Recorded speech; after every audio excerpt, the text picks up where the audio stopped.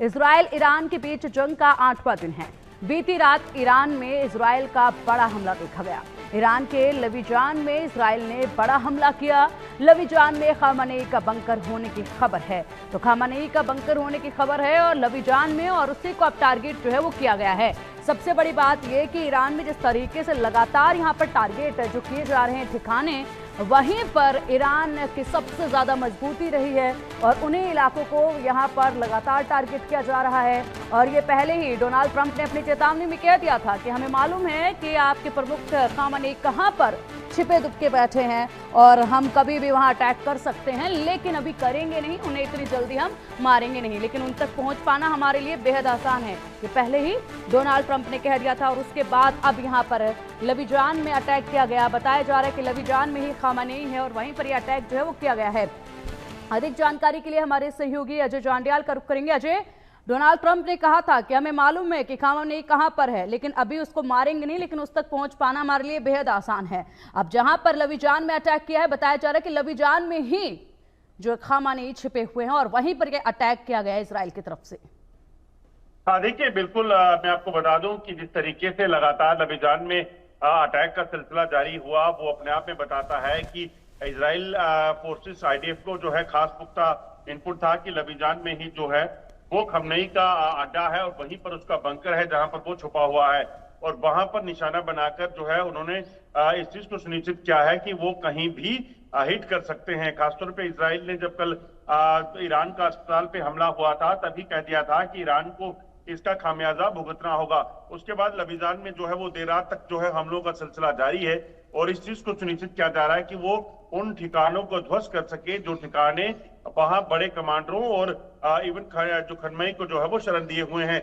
जो जानकारी मिल रही है कि इस हमले में एक वरिष्ठ अधिकारी जो सेना का है ईरान फोर्सेस का, उसकी भी मौत हुई है। हालांकि उसमें ये कौन था इसकी अभी पुष्टि नहीं की गई है, मगर एक वरिष्ठ अधिकारी और कुछ और लोगों के मारे जाने की खबरें भी सामने आ रही हैं।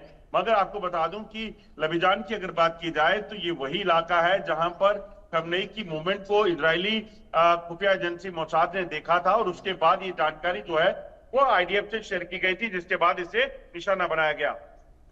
बिल्कुल अजय, जिस तरीके से हम देख पा रहे हैं लगातार यहाँ पर एक एक इनपुट लेने के बाद टारगेट जो है वो साधे जा रहे हैं। फिलहाल एक और बड़ी जानकारी है, आईआरजीसी खुफिया संगठन के नए चीफ की नियुक्ति की गई। ईरान ने आईआरजीसी के नए चीफ की नियुक्ति की।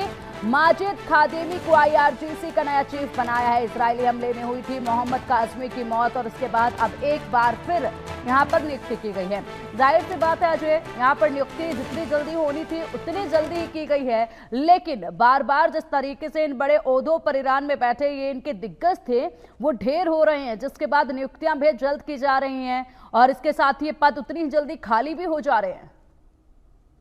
देखिए, बिल्कुल जिस तरीके से लगातार इजराइल के जो सबसे पहले हमले हुए थे उसमें तमाम बड़े जो कमांडर थे उनको मारे जाने के बाद जो है वो अब आहिस्ता आहिस्ता वापस अपनी जो फोर्सेस हैं, जो विंग्स हैं अलग अलग, उनको जो है स्ट्रेंथन करने का प्रयास किया जा रहा है। और इसीलिए आईआरजीसी जो खुफिया एजेंसी है ईरान की, उसके जो मुखिया हैं उसकी जो है वो नियुक्ति कर ली गई है। और इसका मकसद कहीं ना कहीं होगा कि जिस तरीके से मोसाद ने बड़े स्पेसिफिक इनपुट जो है इजराइल को दिए, उसके कारण जो है इजराइल ने बड़े कमांडरों, न्यूक्लियर प्रोग्राम के जो डायरेक्टर थे, डिप्टी कमांडर थे, उनको जो है वो मार गिराया। तो ऐसे ही कहीं ना कहीं आईआरजीसी से भी वो इसी तरह का इनपुट जो है वो ईरान लेने की कोशिश कर रहा होगा। और शायद उसके मुखिया के मारे जाने के बाद से जो कुर्सी खाली थी और जिस जो विंग है खासतौर पे खुफिया विंग, उसको चलाना उनके लिए मुश्किल हो गया था, या फिर उससे कहा जाए कि इतना इफेक्टिव नहीं होगा। उसके बाद जो है ये फैसला लिया गया है कि आईआरजीसी के मुखिया की जो पदवी जो है वो नए कमांडर को सौंपी गई है। अब देखना है कि नया कमांडर कितना इफेक्टिव जो है वो साबित हो पाता है। बिल्कुल, और नए कमांडर के साथ क्या कुछ यहाँ पर रणनीति इनकी बदलती नजर आएगी? जिस तरीके से लगातार रिहायशी इलाकों को ये टारगेट कर रहे हैं, क्या उसमें कुछ बदलाव देखकर कुछ इनपुट के हिसाब से भी टारगेट किए जाएंगे या नहीं, ये भी देखना होगा। फिलहाल एक और बड़ी जानकारी सामने है, इजराइल ने ईरान पर फिर से बड़ी एयर स्ट्राइक की। इजराइल ने तेहरान में कई जगह पर कई धमाके किए। धमाकों के बाद ईरान में एयर डिफेंस सिस्टम एक्टिव हुए हैं। ईरान के निशाने पर अब इजरायली न्यूज चैनल है चैनल 14 के ऑफिस पर हमले की धमकी दी गई है। ईरान और इजराइल जंग का 8वां दिन और देर रात इजराइल ने ईरान की राजधानी तेहरान पर लगातार एयर स्ट्राइक किए और इसके बाद पूरे तेहरान में एयर डिफेंस सिस्टम एक्टिव कर दिए गए। इजरायली आर्मी ने उत्तरी ईरान के कलाश तलीशान गांव में रहने वाले लोगों को भी जगह खाली करने की चेतावनी दे दी है। ईरान ने इजराइल के चैनल 14 को पीएम नेतन्याहू का माउथ पीस बताते हुए इसके ऑफिस पर हमले की धमकी दी गई है। इस वक्त अगर देखा जाए अजय, इजराइल और ईरान दोनों ही के न्यूज चैनल्स में जिस तरीके से लगातार वहां पर बैठकर जो बातें कही जा रही हैं उसको लेकर भी बखूबी इनकी नजरें बनी हुई हैं और इसलिए अब न्यूज चैनल्स को भी टारगेट किया जा रहा है। इससे पहले भी एक न्यूज स्टूडियो पर जो अटैक हुआ वो हमने देखा, जो कि सीधा लाइव तस्वीरें सामने आई। उसके बाद अब यहां पर एक और न्यूज चैनल को टारगेट करने के लिए कह दिया गया है। ईरान की तरफ से कहा गया है कि यहां पर जो चैनल 14 है उसके ऑफिस को अब उड़ाया जाएगा, ये धमकी दी गई।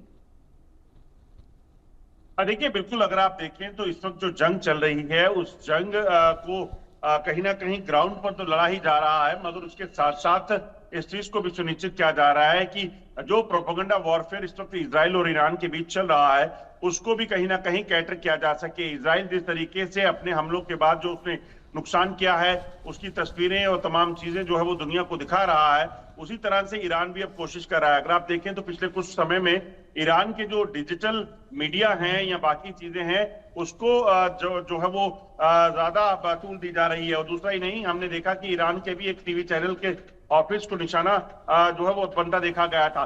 तो ऐसे में कहीं ना कहीं अब ये साफ हो जाता है कि चैनल 14 के ऑफिस पर हमले की धमकी जो है वो दी जा रही है और इजराइल ने ईरान पर फिर बड़ी कार्रवाई जो की है उसके बाद इस चीज को माना जा रहा है कि हो सकता है ये चीजें भी हो जाएं, क्योंकि प्रोपेगेंडा वॉरफेयर जो है वो बेहद जरूरी आज के टाइम में हो जाता है, क्योंकि इसी से आपके ट्रूप्स की और आपके जो लोग हैं उनकी मोरल बूस्टिंग भी होती है। बिल्कुल, आपने बिल्कुल सही कहा। और ऐसे में जिस तरीके से ये लड़ाई देखी जा रही है वो बिल्कुल ही एक एक चीजों को लेकर ये लड़ाई लड़ी जा रही है, एक एक चीज पर नजर रखे हुए ये लड़ाई लड़ी जा रही है। टारगेट जो है वो भी बयां कर रहे हैं यहाँ पर। इजराइल का ईरान पर लगातार ये बड़ा अटैक देखा जा रहा है। ईरान की कार्बन फाइबर फैसिलिटी पर हमला किया है। $500 मिलियन की कार्बन फाइबर फैसिलिटी पर अटैक किया गया। न्यूक्लियर ड्रोन प्रोग्राम के लिए भी ये बेहद अहम था, उसको यहाँ पर टारगेट किया गया है। ईरान की कार्बन, देखिए ये तस्वीरें देखिए, यहाँ पर अराक न्यूक्लियर प्लांट है ये और हमला किया गया और ये तस्वीरें सामने आई तबाही की। देखिए I trust his judgment.